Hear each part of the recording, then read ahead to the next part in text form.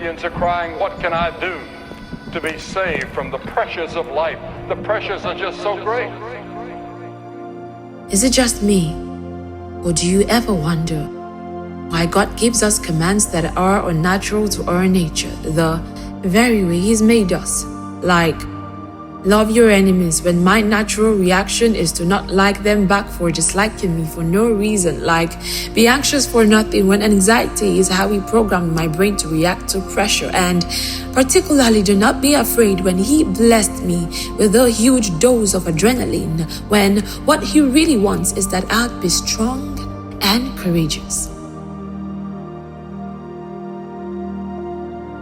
Why? Why make me a certain way and fill the Bible with commandments not to be that way? Questions like this occasionally keep me up at night.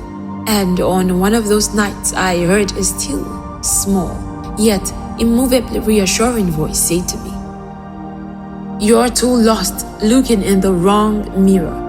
That is why every time you turn even briefly away, you quickly forget that I made you in my image and likeness, and I am not a zombie. Why do you keep wondering why I did not make you one? When I placed before you life and death, I told you what to choose and even showed you how to choose it. I just did not choose it for you.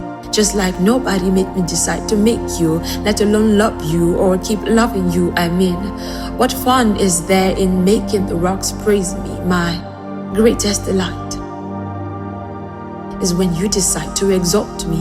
And if all you want to see is how flawed you think you are, then you are never going to see how perfect I've made you. The fact that you've got two eyes don't mean you can concurrently see both. See, your reality paints the exact picture your choices created. Now, you thinking you effortlessly flunk my commands is you not recognizing the incredible ability I've put in your spirit. And even if your emotions are proficient in Aphrodies, it is gibberish to your spirit if you ever smell fear.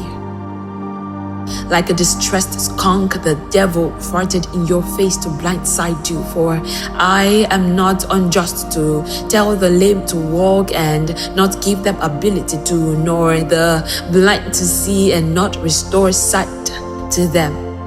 All creation obeys my command because I give them ability to.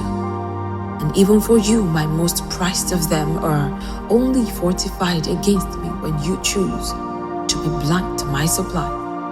Fear is not one of them. So when I say fear not, your spirit can relate, but it is your choice to draw from His goodie bag of insurmountable power, love that conquers all, and the self-control to literally be the eye of the hurricane, no matter how turbulent.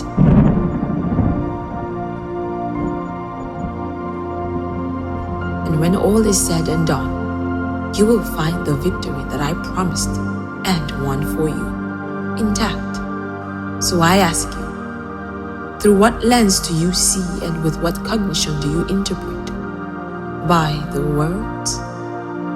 By your doubts? Or by the word? Can you really obey the command, fear not? Or let me ask you instead, when I command you to fear not, will you?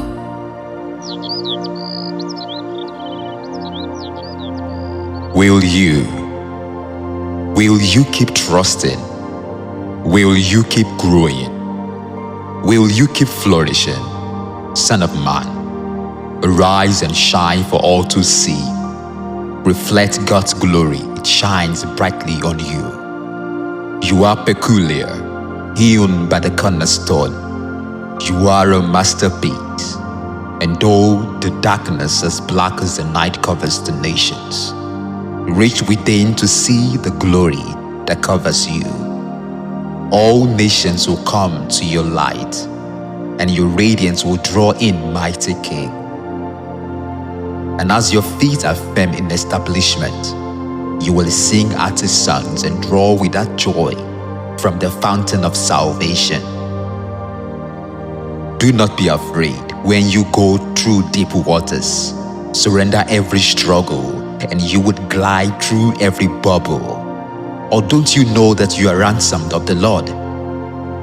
When the fire closes in, not one hair of your body will be singed.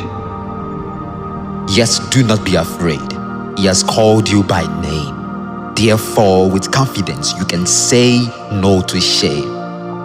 Say no and live in agreement with what has spoken.